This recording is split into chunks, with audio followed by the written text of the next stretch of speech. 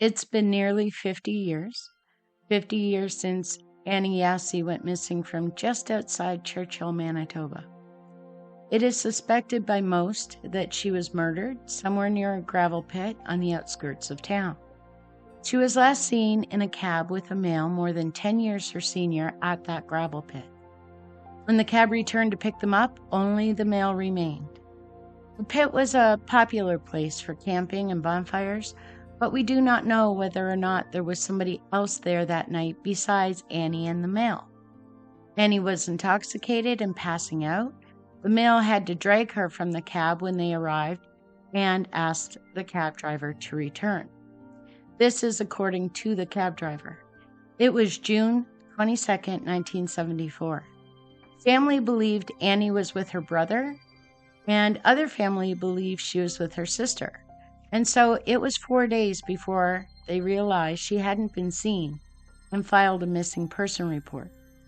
The male who was with her has since died, and when Annie's family asked him about what happened that night, he said he was too intoxicated to remember anything. There were extensive searches for Annie back then, including dogs and helicopters. They searched under every house in the area, the bush, and the gravel pit. There was not a trace of the 13-year-old. None.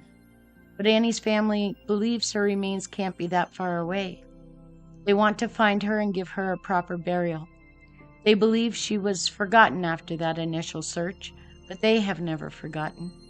She was wearing a blue denim jacket, denim pants, and brown leather shoes with a 3-inch heel on them.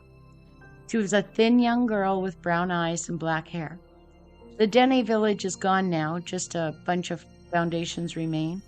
The gravel pit was about 1 kilometer south of that village. The village was a forced relocation area.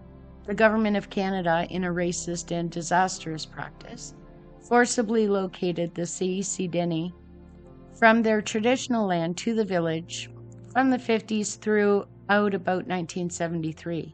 Most have relocated now to an area 300 kilometers from Churchill, but Annie's sister remains in Churchill, just in case, in the event Annie is ever brought home. It's a harsh reality that the entire region is a dangerous one, visited frequently by polar bear, wolves, and other predators. If she passed on the land, her remains may have been taken by predators or scavengers. However, it is also a very cold region that juts into a body of salt water, where remains can be preserved for centuries.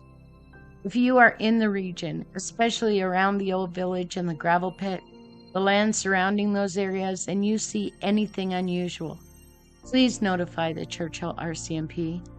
If you were celebrating Treaty Day the day Annie disappeared, if you were out in that pit area and you remember even the smallest piece of information about Annie and her male companion, please come forward.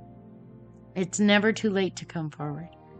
Ideally, this family will be able to put their loved one to rest with the dignity of a funeral, but if they get answers as to what happened to her, that may bring some healing as well. Thank you for listening.